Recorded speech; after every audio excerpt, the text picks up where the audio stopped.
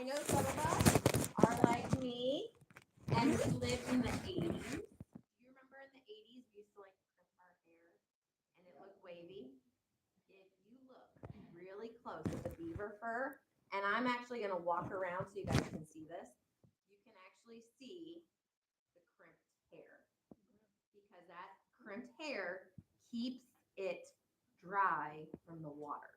Okay? Now, the fur traders, what they would do to actually, for a beaver pelt, they would actually burn off the top layer first, and they would go to the second layer. So while I walk around, I'm gonna pull the fur away so you can feel how soft that second layer fur is. Right there. You can see how crimpy it is. I'm gonna walk around so everybody can get a chance to see and a chance to touch. Now beavers, yeah. What do beavers eat? Does anybody know beavers eat? Wood. They actually like to eat the pulp of wood. They also can make dams too. They do make it. All of them make dams. There's All a of them make really good this new movie that just came out through Disney. It's called Hoppers. Yeah. It's a really cute movie and it talks a lot about beavers.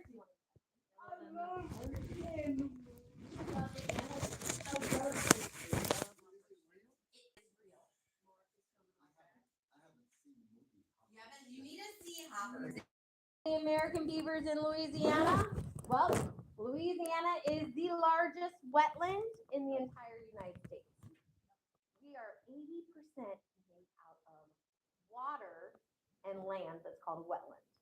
So 80% of our state is a wetland. Only like 20% has mountains and beach. That's it. That's all we got. Now this next animal, do you have a question, my friend? Yeah. Over 300 years ago, this land was nothing but swamp. That is correct. It's still swamps. Swamp. Yep. Was before we came in, Mm-hmm. because it was way back in 1800.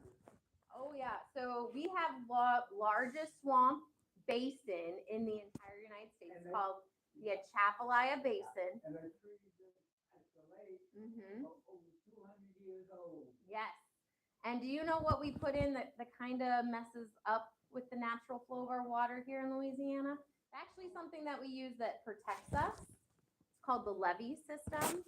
But the levee system is actually can be very harmful for our Louisiana. Why? Because even though the levee system protects us, it stops the natural flow of water because it has to be built up high. And water, in order for it to drain, needs to go low. So it can be a problem. All right, our next animal, a lot of people do not like. They call it a rat. But they are, I want to say, probably one of the coolest mammals in the entire world. They have a low blood temperature, which makes them to where they do not get affected by venomous snakes, which means they can eat rattlesnakes, copperheads, coral snakes, and cottonmouths. But they prefer to eat bugs. Does anybody know what this is? It's got a white face. And a lot of times it comes out only at night. It's true nocturnal. And it hisses at you. Yes, It hiss- And they love to play dead. Awesome. They're playing possum. This is a possum. Now this possum, when you touch it, it's gonna have a rougher feeling than the other animals felt. Possums only live, they have a lifespan. So let's talk about lifespans. A raccoon can actually live to about 35 years. Skunks can live to about 25 to 30. Beavers don't have as long as a lifespan. Their lifespan's normally about 20 years. Why? They're an herbivore. Everybody eats herbivores. Sorry. Like, but the possum, they only have a lifespan of 5 to 7 years. It's really short. They are the only marsupial in the United States. Marsupial means they actually have a pouch. Now, this was a female. How you can tell it's a female is because they don't have their pouch. They had to cut the pouch out. So, because it's really hard to dry. Huh. But this is a possum. Now, I'm gonna have Miss Cindy walk around with the possum. Possums have babies that are called joeys. They can have up to 8 joeys every 3 months. So every 3 months, they can have 8 babies. So when you see a possum mama with like baby possums hanging off of her, in her pouch is probably even more baby possums. So they are always, that is the hardest working mama in the mammal world is the possum mama. She is always working. Now this time of year, since it is kind of baby season, I travel with what we call, it's called a rescue pouch. So if I see a possum that recently got struck by a car, I can actually go out and I will see if there's any baby joeys in her pouch and I will collect them. And then I put it into a pouch and I take it to the animal rescue center. Because possums are really important. A lot of people think they're just hideous and they play dead, but they are really important. One possum in one night can eat 1 gallon of insects. Wow, that's a lot of insects. It's a lot of insects. Most of those insects are insects that could hurt us. Insects like ticks, they eat cockroaches, they eat spiders, they eat grubs. They eat a wide variety of different insects. But even though they can eat a venomous snake, they only protect themselves. So what I said is that possums are immune to getting bit by rattlesnakes. They can actually get tagged. A tag is what you say when a snake bites you. It's called a tag. They can get tagged 43 times before the rattlesnake venom will hurt them. So the good thing is if you want to keep venomous snakes out of your house, out of your area, get a possum. Get a possum.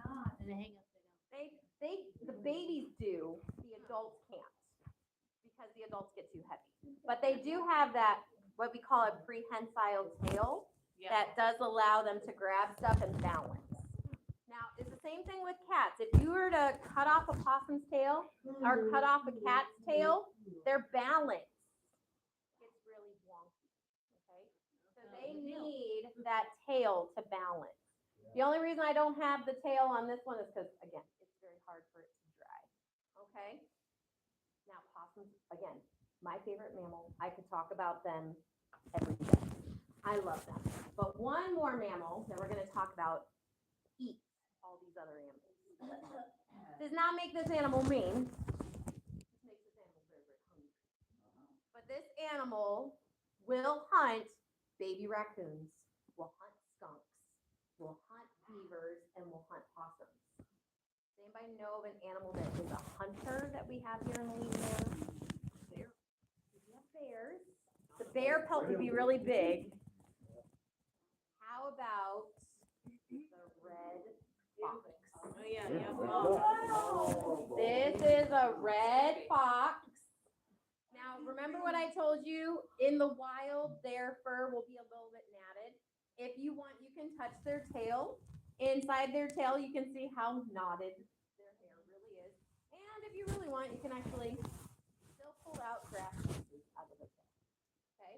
Because that's the part of the tail that I don't have time to clean that. But this is a red fox. You can touch its ears. Its ears are still dry, they're cartilage, so they kind of dry to their skin. But this is a red fox. They have a lifespan about 40 years. Wow. We have 2 types of foxes in Louisiana. We have the red fox and then we have the gray fox. The gray fox is smaller than the red fox, but both of these species are hunters. They are predators. They will eat a lot of our animals, but they're not mean. They're just hungry. Now, if you do have, or if you know somebody who has chickens, foxes get blamed for a lot of people losing their chickens. But I'm going to tell you something. 9 out of 10 attacks on chicken coops are not done by foxes. Raccoons. Remember how I said raccoons are like us? They like fast food. You put chickens in a giant box, that's fast food. Okay, fast food. Sorry. But foxes get blamed a lot, but most of the time you're not going to see a fox. They're very secretive. They're very secretive.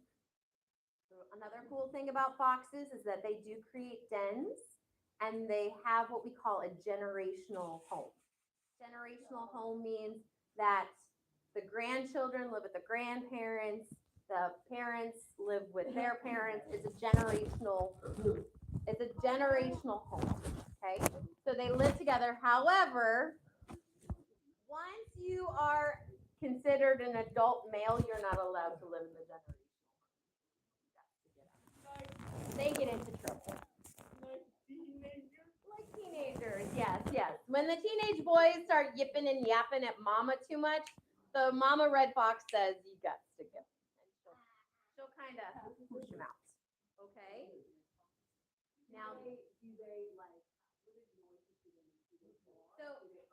so foxes tend to do like a high-pitched yelp.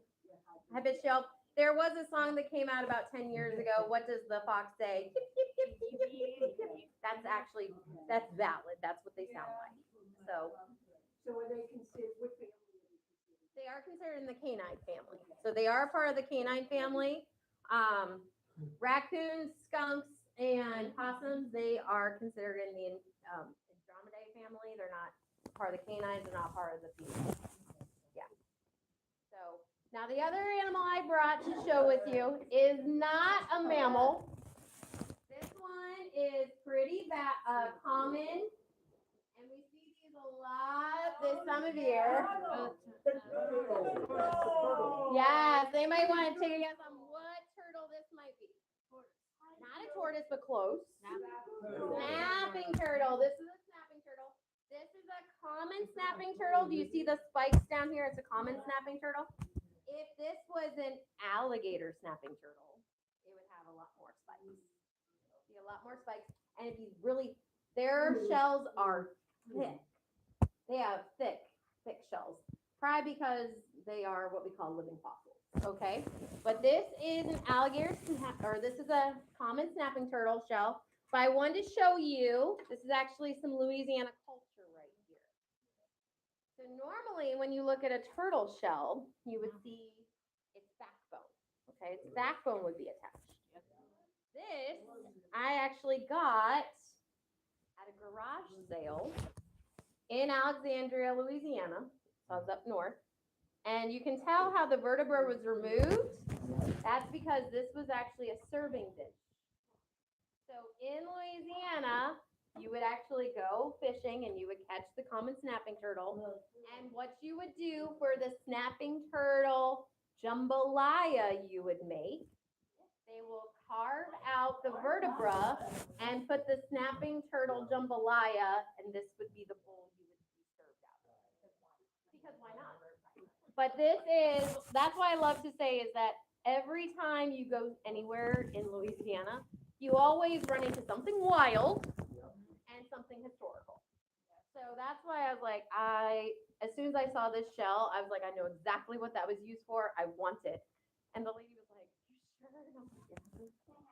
And I'm like, how much do you want for it? And she's like, how much is it worth to? And I'm like, I'll give you $15. And she was like, I was gonna ask for free. So okay.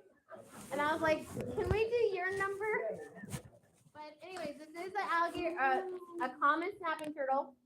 Once you know that you can actually see the scales, because turtles have scales. They lose the scales on top of their shells just like we had our fingernails. It's the same keratin that covers our fingernails covers the scales. So we're gonna go ahead. It is heavier than it looks, but a snapping turtle this size would be about 35 to 40 years. What's the oldest snapping turtle in the world? Well, we don't know because it's still alive. We have a snapping turtle that is an alligator snapping turtle that's in the Texas Zoo that has been around since the 1880s. 1880s, and it's still going strong. So as of right now, do we know how old a snapping turtle can be? No, we don't. We're still waiting. The same with some tortoises that live in the Galapagos. When Charles Darwin went to visit the Galapagos Island, he documented these tortoises that were babies. They are now full adults over almost 200 years ago. Wow. Crazy. Nature. It's fascinating. Yeah. A lot of people ask, how can reptiles live so long? One, they don't have to do their temperature. Like us mammals, we are what we call endothermic. Endothermic means we control our own temperature. Reptiles are ectothermic. They take their temperature from outside. So they don't have to waste all the energy that we have to waste. So that's another reason why reptiles can live longer.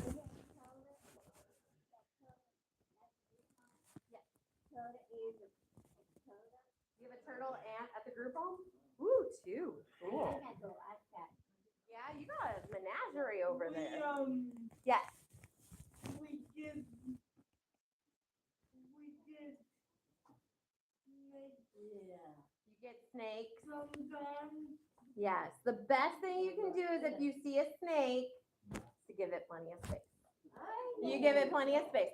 The same thing with any of these wild animals. Now, there is one animal I did not put up on the table, and I'm going to bring it out in a second. Yes. Alligator, don't get too close to it. Oh, I Bite got you. They can bite you. You got bit by an alligator? Oh, gracious. Now, here's the thing. When people when they have nuisance alligators, they usually call us. And I go out and I do what we call an alligator assessment. So I assess if the alligator's aggressive or not. And if the alligator can be re-educated, I have my re-education broom that I keep in my truck. And how I re-educate the alligator is I just slap it on its nose with the broom. If it leaves and goes away, then it can be a restrainable alligator. But if it lunges at me, I'm like, oh, okay, you chose this. Like, you chose the next step. So, but this next animal, this is the last animal I brought, but I wanted to keep it as a surprise because it's a little bit bigger. It's not the alligator, but this is an animal that is what we call a naturalized species.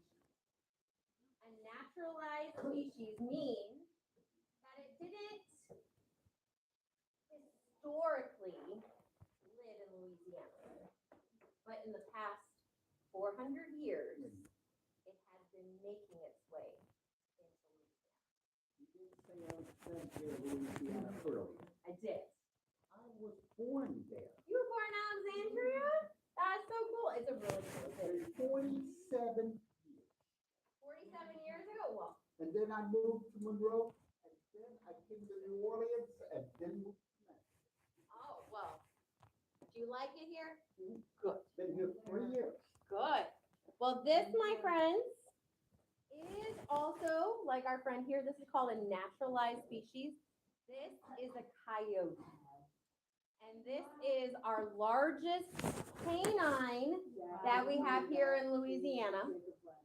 So canine means it is a part of the dog family. It looks very dog-like. Doesn't it look like a dog?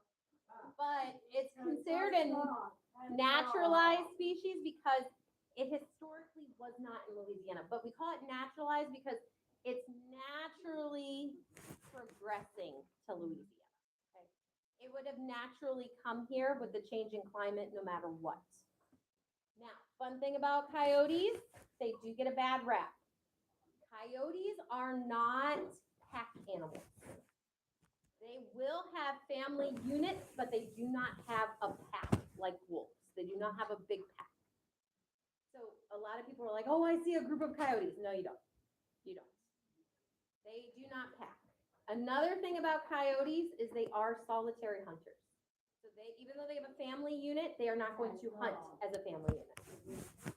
However, I will tell you, we are starting to see a lot of coyotes and foxes in downtown Mandeville, downtown Slidell. The reason that is, I'm going to tell you, this might not be a fun thing, but I'm going to tell you anyway. The reason we're seeing a lot more coyotes and foxes in downtown in downtown Covington, downtown Mansville, and downtown Slidell, the foxes are going into the downtown to eat the stray cats. The coyotes are coming to the foxes. So there's always a connection. So that's why I always tell people, if you take care of the feral cat problem, the foxes and coyotes will go back where they're supposed to be. But until you take care of the feral cat population, the foxes and the coyotes are gonna take care of it for you. The coyotes will also eat the cats, but they would prefer to eat foxes. They like to eat foxes, raccoons, they also like to eat raccoons. But again, it doesn't make them mean, it just makes them hungry. But I will tell you this, those coyotes come for small animals, like your small dogs or your small cats. What can you do to stop a coyote from eating your pet? Don't leave your pet unattended, it's called a pet for a reason. And 2, don't put your pet on a little stick, that's called an appetizer. Yes, question, my friend. You gonna touch it? Yes. Yeah. Yep, we're gonna walk, Miss Cindy's gonna walk around, are you okay with this? Oh, yeah, okay. No, I'm like the last one I asked. Coyote. It is a coyote. Now, coyotes got really famous after this very famous cartoon. Does anybody know what cartoon the coyotes got very, very famous? It's a Looney Tunes and Wile E. Coyote. Why couldn't I not say that? Wile E. Coyote. Tongue twister. Yes, it is a tongue twister. Yeah. Now I'll tell you this, I have seen more coyotes living in Louisiana than I did see coyotes when I lived in Oklahoma. And I lived on the Ozark Mountains and I've seen more coyotes here. Crazy. Tons of roadrunners though. I always saw roadrunners and never saw a coyote jinx. I've seen roadrunners. So where I used to work in Oklahoma, I'd have a bird feeder and I had a roadrunner that would go after the bugs that were going after the seeds. I've never actually seen a roadrunner get attacked by a coyote. Not once. 400 years old. Yes. That's old. My name is Your name's 400 years old, Bruce. Charles Bruce. Nice. 1642, died 1747. Oh, wow. So what does it That's old my name is. What does a roadrunner look like? A roadrunner is about 20 inches tall, so it's a pretty big bird. And it does have like brown and white streaks on it. But you know the colors that the roadrunner has in Looney Tunes? It's got the blue, the orange, and that's what they actually have on what we call their dewlaps. So they actually have, you know how chickens have those like really big, funky, skin-colored combs? Well, roadrunners have that. It's just called a dewlap, and it's on their side of their face, and that's where they get the colors.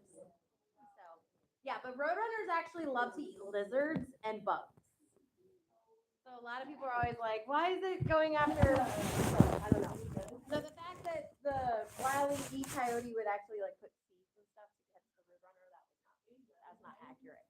But my friends, you all did so good today.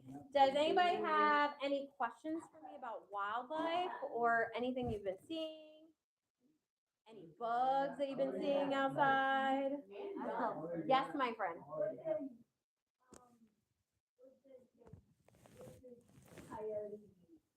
The coyote likes to eat pretty much anything it can catch, like small rabbits. They won't eat people. They won't eat people. Could a coyote attack a small child? Yes. But you're not going to leave your small child out in the middle of the night where a coyote's going to be. They will go after a puppy dog, but again, it's your pet. You're not going to leave your pet alone by itself at 3 a.m., right? Okay. Yes, my friend. Yeah, a pelican eat fish. Pelicans do eat fish. Does anybody know how big of a fish a pelican can eat? Okay, I'll tell you this. If you ever talk to a fisher person and they said, I had this big of a fish and the pelican stole it from me, that's a fish tale. That's a lie. Pelicans cannot swallow any fish that's bigger than 8 inches. So can you hold up your gavel for me really quick? So if the fish is bigger than that gavel, They can't swallow it. They can't swallow it. Another thing is the pelican has to make sure that the fish is going down tail first. If it goes down tail first, the fish can open up its fin. Stop. About Baton Rouge, I can tell you what the Indian name is, breaststick. Oh, very That cool. is funny, that's in the history book. I love history, so that is really cool. I'm always in history. You're always learning history, me too, but Love history. y'all did so good. Miss Cindy, how are these preserved? Okay. So the question, how are these preserved? All of these have been canned. My beaver actually shows it a lot easier. You guys see like these little dots around the inside? Yeah. That's where the pelt is actually nailed and it's stretched. It's stretched. So what this is this has actually been canned by a historical process. Historical process of tanning, back in the day, you used a lot of salts. And then they also added some lye, which is what we use in soap. They would put soap or like lye and salt together, and that's what gets the leather very soft. But back in the day, how you would actually tan something is, and Native Americans would do this, they would actually chew it. They would chew the sinew. They would actually, the squaws would chew the fur. They would chew the fur, and that's what would make it, that's what softens it. Notice how it's got nails. What happens is that they sew it together, like so. So they'll sew it together, and they put it in this machine that agitates it.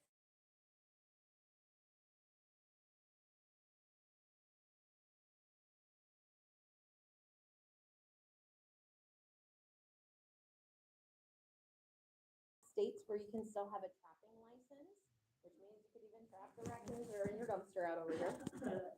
But you can trap, it just takes a big process to tan them, but it's actually just really just use salt, borax, and you just do it yourself. You just have to agitate it, so. Actually, there's a trap. Oh, more than merrier. You see his little paws all around. There, it was there, but yeah, so this is actually a process. Each pelt that I have has been done by a different process. And that's just because of where I purchased them from.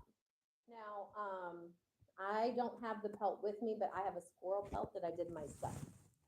So it's just, it takes a long time.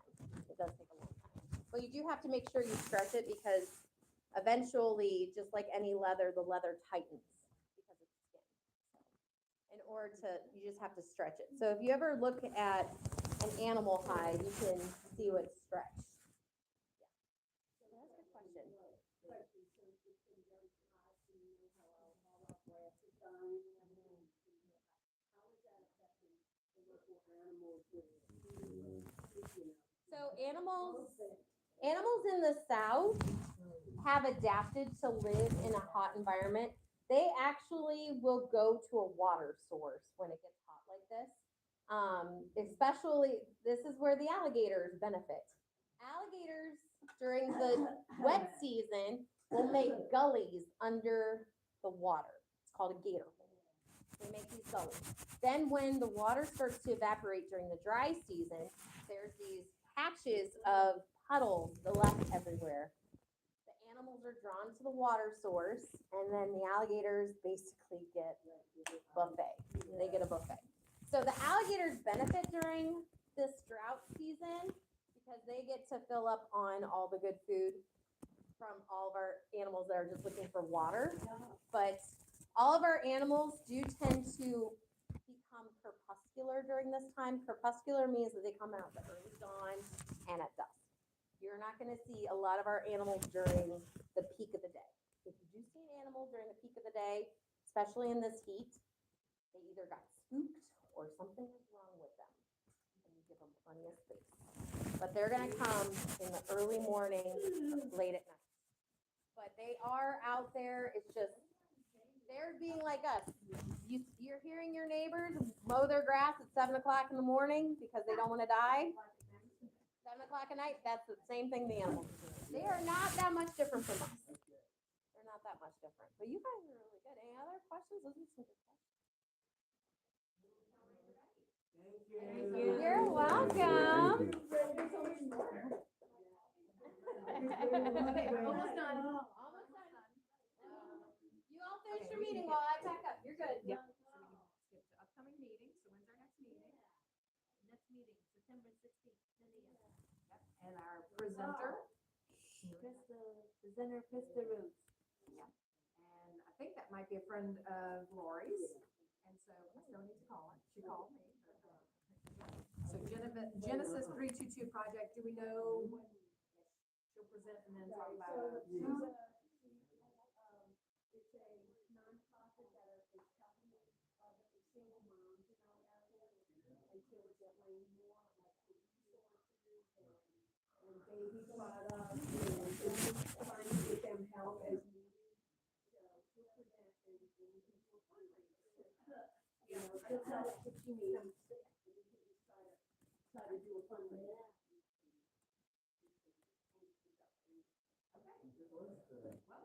Yes, Bruce. I could tell you something. Okay. Louisiana's favorite song is You Are My Sunshine by Jimmy Davis, Yes. by the late governor. Right. Huh? For the state. I know, but for who? What government? Jimmy Davis. Was it for Jimmy Day? I don't know. Jimmy Davis Yeah. wrote that song. Oh, shoot. New Orleans was the first state capital. Right back St. Louis. I think that's great. Oh, my sunshine, my only sunshine, you make me happy.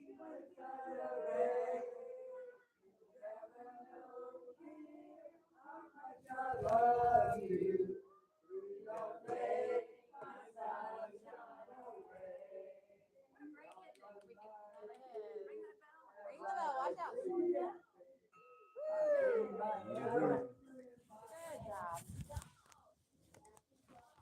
Oh,